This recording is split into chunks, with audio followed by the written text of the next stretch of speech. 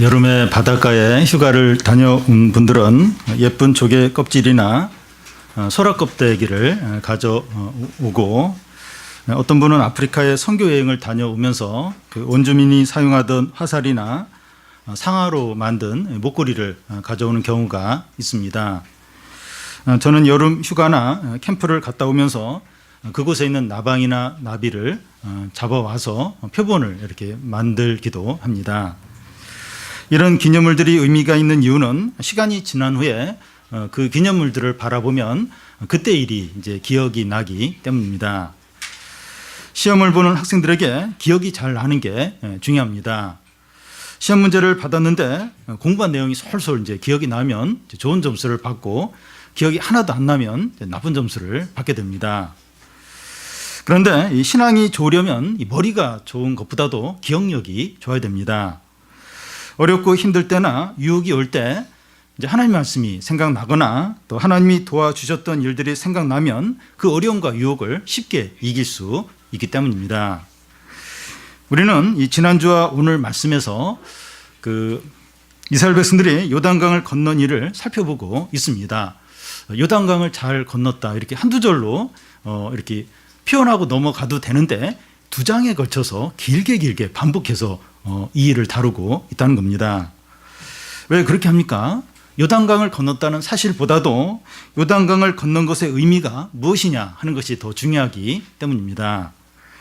이스라엘 백성들이 요단강이 갈라져서 건너게 되었는데 이것은 자연현상이 아닙니다. 제사장의 발이 요단강물에 잠겼을 때 요단강이 이제 갈라진 것인데, 이 제사장 때문이 아니라 제사장이 메고 있는 언약궤 때문입니다. 하나님의 능력이 요단강을 갈라지게 한 것입니다. 오늘 살펴볼 4장에서는 그 요단강이 갈라진 일에 대해서 기념비를 세워서 오래 이제 기억을 이제 하라는 겁니다. 먼저 이 돌비로 이제 기념비를 이제 세우라는 겁니다. 사람들 중에서 이 버스 번호나 전화번호나 이 전철 노선을 기가 막히게 기억하는 사람들이 있습니다.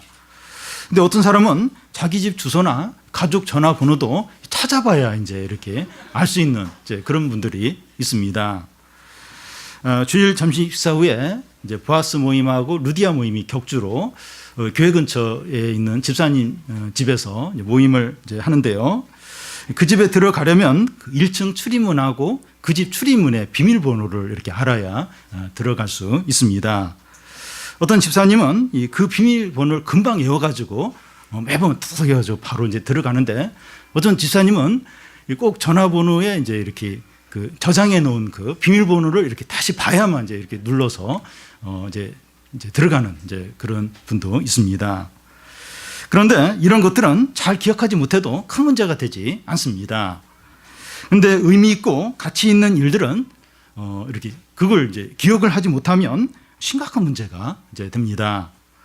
그래서 잊으면 안 되는 중요한 일들은 사진을 붙여 놓는다든지 기념물을 딱 두어서 그걸 이제 기억하도록 하는 게 필요합니다.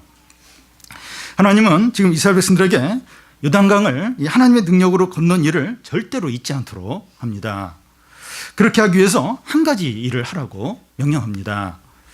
1절에서 3절까지를 보면, 그 모든 백성이 요단을 건너가기를 마침에 여호와께서 여호수아에게 말씀하여 이르시되, 백성의 각 지파에 한 사람씩 12사람을 택하고 그들에게 명령하여 이르기를, 요단 가운데 제사장들의 발이 굳게 선 그곳에서 돌 12를 택하여 그것을 가져다가 오늘 밤 너희가 유숙할 그곳에 두게 하라 하시니라.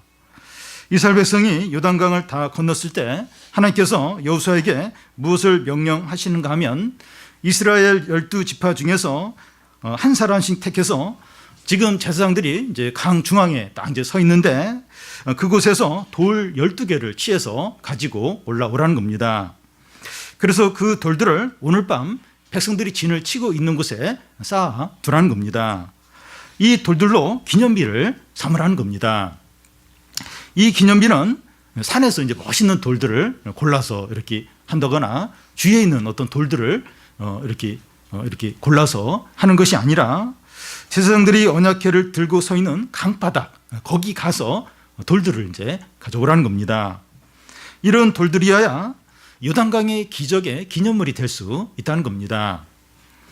근데 여기서 이 기념비라고 하면 이 강바닥에서 돌 하나, 큰 거 하나 이제 갖고 와서 이게 기념비다 하면 될 것 같은데 왜 12지파 대표 3명씩 뽑아서 12명을 이렇게 선발해서 그 12명이 돌 하나씩 가져오게 했느냐 하는 겁니다.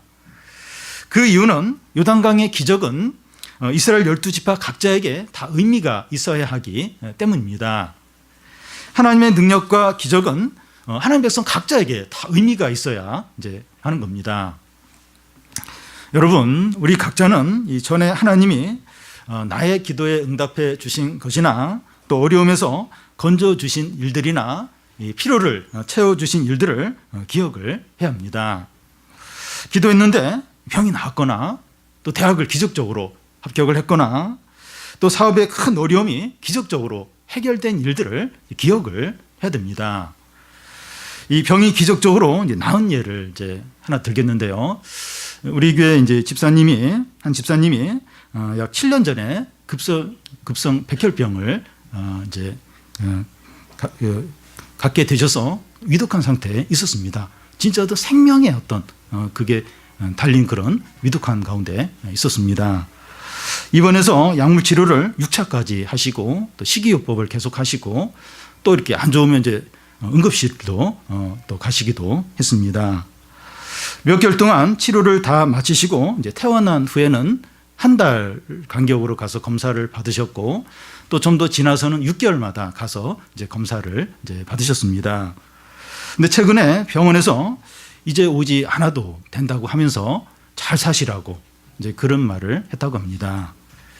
우리가 이제 기도를 했죠. 기도를 많이 그동안 했는데 이 기도로 병이 나은 예들은 얼마나 우리 가운데 많은지 모릅니다. 과거에 하나님이 응답해 주셨던 일들을 많이 기억을 하면 할수록 그는 영적으로 부자입니다. 왜냐하면 하나님은 새벽빛같이 일정하시기 때문에 과거처럼 지금도 우리의 기도에 응답하시고 또 능력을 나타내시기 때문입니다. 그래서 신앙생활을 잘 하려면 기억력이 좋아야 됩니다. 머리가 너무 좋은 사람은 자꾸 자신의 자꾸 어떤 이렇게 쉬운 방법을 생각을 해요. 근데 이 신앙생활을 잘 하려면 이 머리가 좋은 것보다 기억력이 좋아야 됩니다. 들었던 말씀이나 은혜를 주셨던 일들이나 응답을 해 주셨던 일들을 기억을 하는 겁니다. 어렵고 힘들 때마다 그때 일을 기억하고 하나님께 기도를 하면 요단강이 갈라지는 그런 기적이 반복해서 일어납니다. 그러면 이 돌비의 이 기념비, 이 돌의 기념비의 목적이 뭡니까? 그 6절, 7절을 보면 우리 한 절씩 교대로 읽겠습니다. 이것이 너희 중에 표징이 되리라. 후일에 너희 자손들이 물어 이르되 이 돌들은 무슨 뜻이 있느냐 하거든.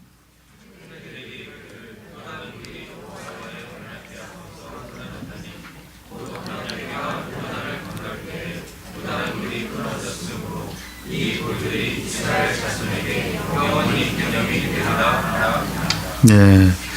나중에 어린 자녀들이 부모에게 이 돌들이 무엇이냐 물을 때 제사장들이 언약궤를 메고 요단강에 들어갔는데 요단강이 갈라져서 이스라엘 백성들이 마른 땅을 이제 건넌 것을 기념하기 위한 돌이라고 대답을 이제 하는 겁니다. 왜 어린 자녀들에게 요단강을 하나님의 능력으로 건넌 것을 알려주라고 하십니까? 하나님의 능력이 얼마든지 반복해서 일어날 수 있기 때문입니다. 자녀들이 이제 자신의 삶을 사는데 어렵고 힘들 때 하나님을 의지하고 기도하면 반복해서 요단강이 갈라지는 기적이 나타날 수 있다 하는 것을 알려주기 위해서입니다. 여러분, 이 부모들은 자녀들에게 이 돌 기념비와 같은 믿음의 유산을 물려줘야 됩니다. 부모의 가장 중요한 믿음의 유산은 부모의 삶 자체입니다. 어떤 아버지는 만년 이제 과장으로 있다가 퇴직을 했습니다. 그 자녀가 아니, 아버지는 왜 다른 아버지들처럼 상무나 이사가 되지 않았습니까? 아버지가 대답을 하기를 나는 최선을 다해서 성실하게 일을 했는데 이 어떤 불법이나 이런 뇌물 이런 걸 하지 않았기 때문에 불이익을 당해서 내가 더 이상 승진을 못했다. 이렇게 대답을 하면서 그렇지만 나는 하나도 후회하지 않고 너무나도 감사하다 하는 겁니다.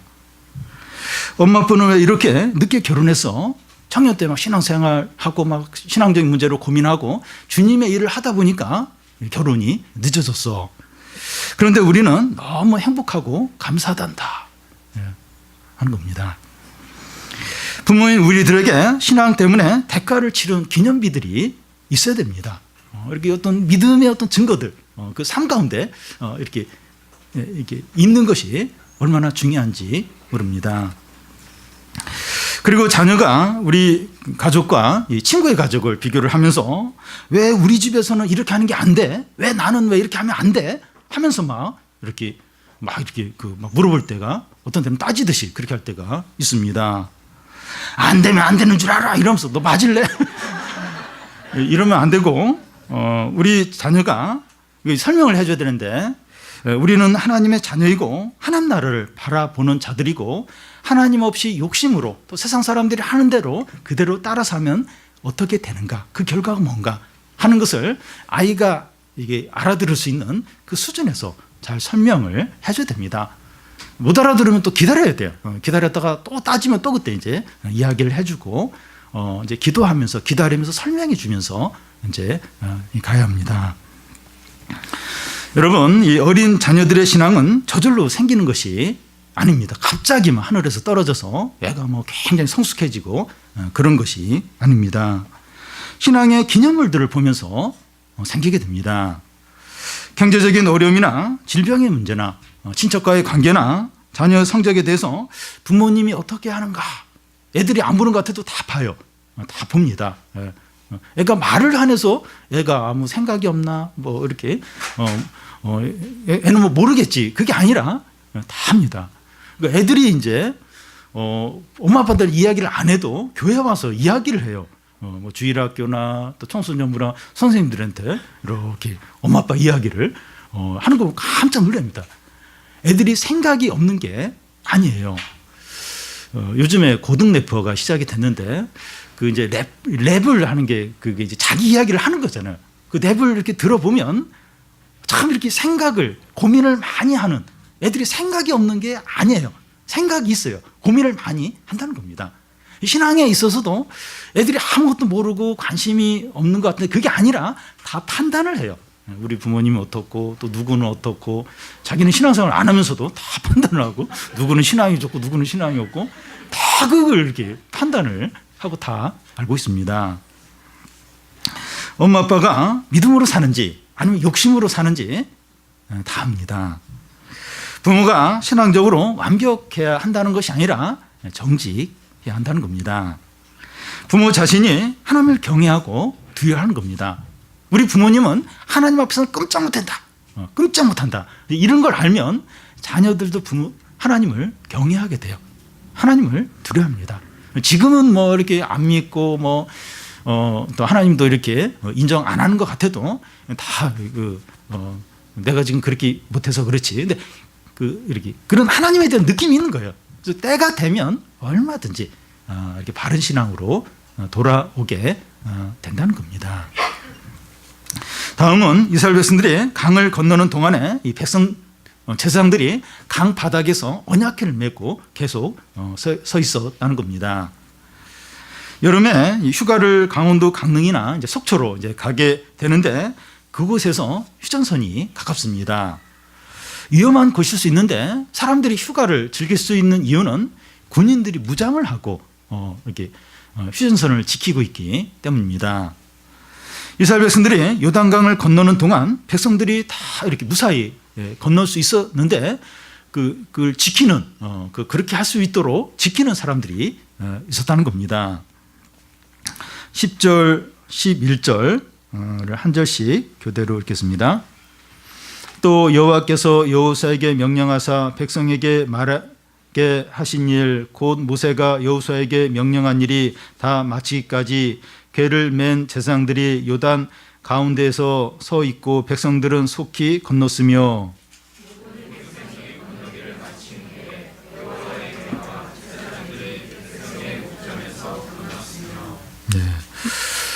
제사장들이 언약궤를 메고 백성들이 강을 다 건널 때까지 강 바닥에 서 있는 겁니다. 제사장들은 요단강이 철렁일 때 제일 먼저 들어갔고 백성들이 다 건너자 제일 나중에 나옵니다.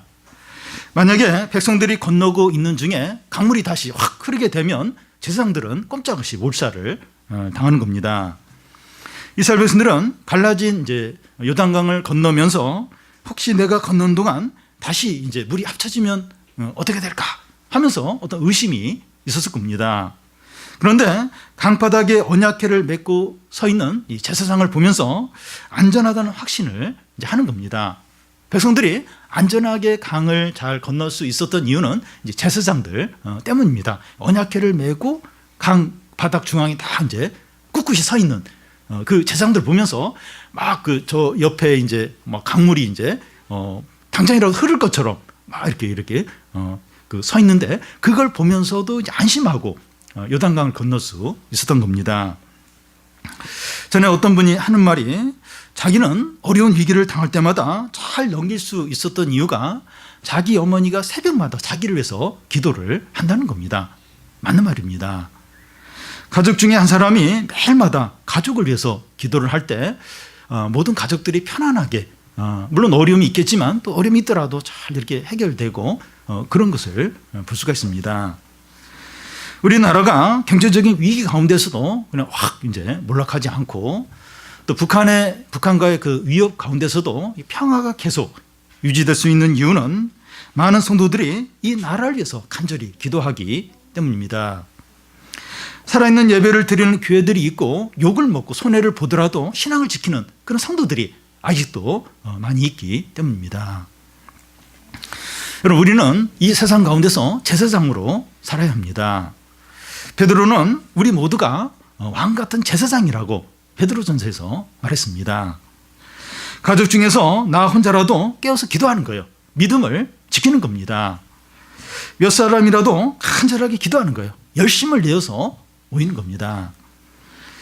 누가 알아주지 않아도 직장에서 정직하게 성실하게 믿음으로 일을 이제 하는 겁니다. 이런 사람들 때문에 가정과 교회와 사회 안에 평화가 있고 하나님의 보호가 있는 겁니다. 여러분, 절대 이게 이런 평화와 안전이 절대 당연한 게 아닙니다. 여러분, 시리아나 중동이나 그런 테러를 일어나는 그런 국가들 보면 참 너무 이제 불안한 거예요. 시리아는 언제 이 전쟁이 이제 끝날지 몰라요. 그러니까 그런 어떤 분쟁과 내전과 테러는 언제 어디서나 일어날 수 있는 겁니다. 근데 우리나라는 사실 굉장히 위험하죠. 하얗고죠, 하얗고. 그런데 몇십 년 동안 물론 계속 어떤 위기는 있었지만 이렇게 평화가 유지되는 이게 절대 당연한 게 아니라는 겁니다. 한국 교회가 많은 문제가 있어요. 성도들이 많이 이렇게 세상을 따라가고 있지만 그래도 많은 성도들이 많은 교회들이 살아있는 예배를 드리고 계속해서 이 믿음을 위해서 그래도 이제 그 믿음의 싸움을 싸우고 그런 이제 성도들과 기도와 믿음이 있으니까 이 나라나 가정이나 교회나 이렇게 평화가 유지되고 안정이 있는 겁니다. 우리가 제사장으로서 기도하고 믿음을 지킴으로 가정과 교회와 나라가 평안하게 됩니다. 여러분, 하나님께서 요단강의 기적을 기억하도록 돌들로 기념비를 만들고 어린 자녀들에게 설명을 해 주라는 것은 은혜입니다. 그냥 너희들만 이렇게 어떤 믿음이 좋아지고 그것으로 끝나는 것이 아니라 그걸 이제 기념비를 세워서 너희 후손들에게, 자녀들에게 이것의 의미를 알려주라. 이게 은혜입니다. 단지 과거에 그런 일이 있었다는 것을 알려주기 위해서가 아니라 요단강의 기적이 다시 일어날 수 있다는 것을 알려주기 위해서입니다. 이게 이제 은혜인 거예요, 은혜. 이 이스라엘의 이 백성의 자녀들은 그걸 이제 아는 거예요. 이런 기적과 은혜가 계속해서 일어날 수 있다. 이걸 이제 알게 되고 믿게 되는데 이것이 은혜입니다. 요단강의 기적이 부흥입니다. 이 부흥이 뭔가 하면 하나님이 살아계심을 경험하는 게 이제 부흥입니다. 하나님의 살아계심과 능력과 영광을 강하게 경험하는 게 부흥입니다. 그러니까 우리가 이제 예배를 드리고 모임도 하고 막 기도도 하고 이런데 하나님 이제 느껴지는데 좀 이렇게 약하게 느껴지죠. 좀 은혜도 받는데 은혜를 이제 은혜가 좀 어떻게 보면 조금이라 그럴까요? 좀 간간하게 느껴지는데 어떤 경우에는 은혜가 너무 강하게 임하는 거예요. 말씀이 너무나도 강력하게 임하고 하나님이 우리와 함께 계신 게 막 느껴지는 거예요. 하나님 나에게 직접 하시는 게 막 느껴지고 하나님이 나를 안아주시는 게 너무나 막 느껴지는 거예요. 이게 부흥이죠, 부흥. 부흥은 하나님을 강하게 생생하게 경험하는 게 이제 부흥입니다.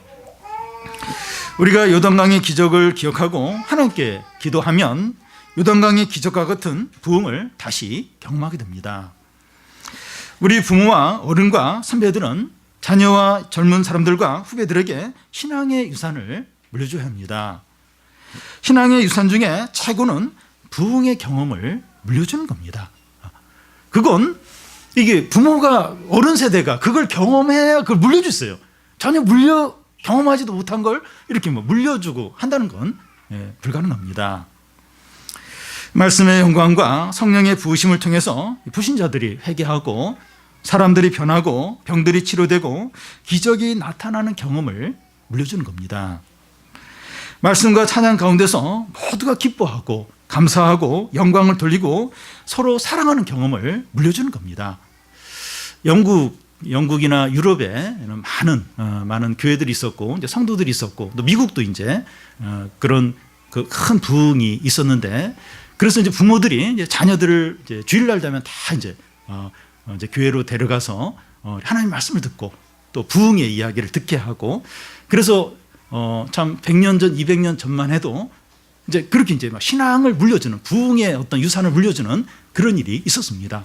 근데 요즘은 그 부모가 다 애들 데리고 주일날 되면 야구장에 데려가고 축구장에 데려가요. 그래서 같이 막 열광하는 거예요. 막 열광. 그리고 이제 돌아오는 겁니다. 재미는 있을지 모르겠어요.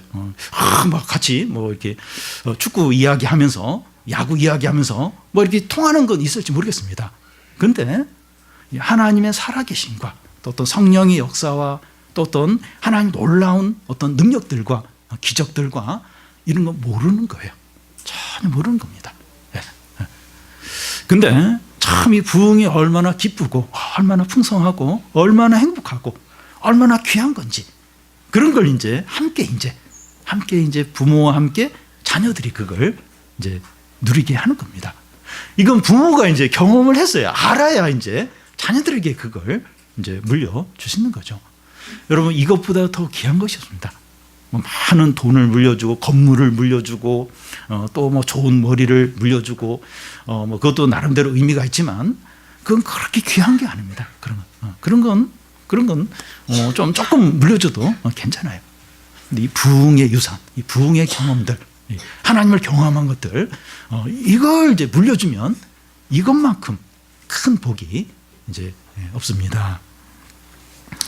그러면 우리 자녀들도 부흥을 위해서 기도하고 이제 부흥을 누리게 될 것입니다.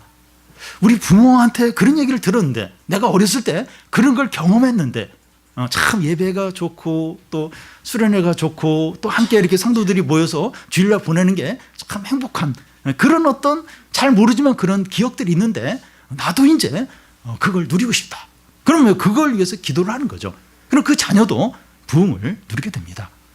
근데 그런데 관심이 없고 그냥 이렇게 야구장이나 축구장이나 데려가고 너는 성공해야 되고 너는 좋은 대학 가야 되고 너는 높은 자리에 올라가고 이제 그것만 이제 가르치면 이제 그게 이제 전부인 거죠. 뭐 부흥의 어떤 은혜들, 어떤 하나님의 사랑들, 하나님의 능력들 이런 것들을 이제 하나도 모르고 그거 상관없는 이제 그런 자녀들이 이제 될 뿐인 거죠.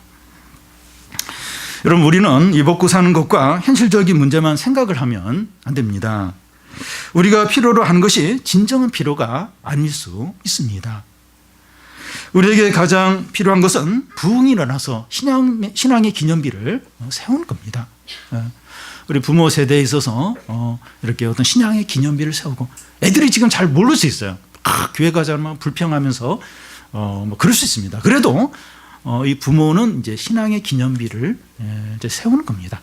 부흥을 경험하고 그러면 이 자녀들이 후손들이 이제 따라오게 됩니다. 우리 모두가 이 부흥을 위해서 간절히 기도함으로 우리 자녀들에게 가장 귀한 신앙의 유산들을 다 물려주기를 바랍니다.